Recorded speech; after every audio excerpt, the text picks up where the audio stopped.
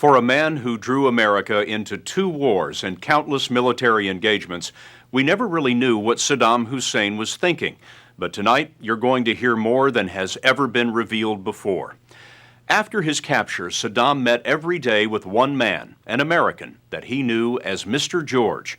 George is FBI Agent George Piro, who was the front man for a team of FBI and CIA analysts who were trying to answer some of the great mysteries of recent history.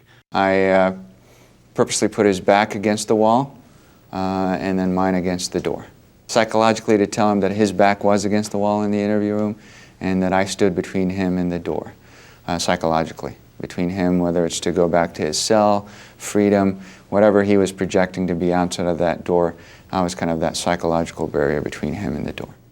Were any coercive techniques ever used against him? Sleep deprivation, heat, cold, loud noises? We've heard about waterboarding? No. Never? Never. Not once? No. It's against FBI policy first, and wouldn't have really benefited us with someone like Saddam. So why not? I think Saddam clearly had demonstrated over his legacy that he would not respond to threats, to any type of fear-based approach. So how do you crack a guy like that? Time. And what did he tell you about how his weapons of mass destruction had been destroyed?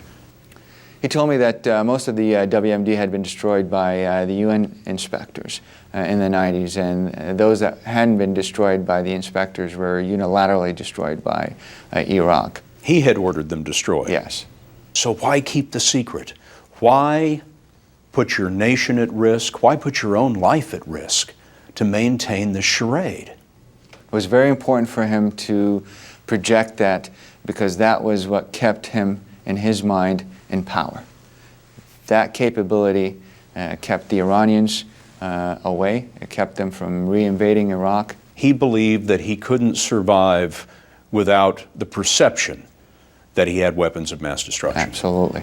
Before his wars with America, Saddam had fought a ruinous 8-year war with Iran, and it was Iran that he still feared the most. As the U.S. marched toward war, and we began massing troops on his border, why didn't he stop it then? How could he have wanted his country to be invaded? He didn't, but he told me he initially miscalculated President Bush and President Bush's intentions. A little over 2 years later, Saddam went to the gallows. Piro says that Saddam calculated his performance here, his defiance, his refusal to wear a hood, so that the last picture for history would not be those humiliating images of his capture. It was, Saddam understood, the last thing he could control. He expected to die? Yes. And you say it didn't bother him? No. Why not? Well, his answer was he was 67 at the time. He had lived longer than the average Arab male lived in the Middle East.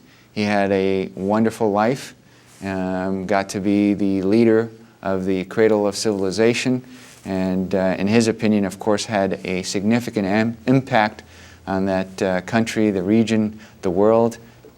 No remorse, no concern for the kinds of things that he had ordered and done? No. No remorse, no regret.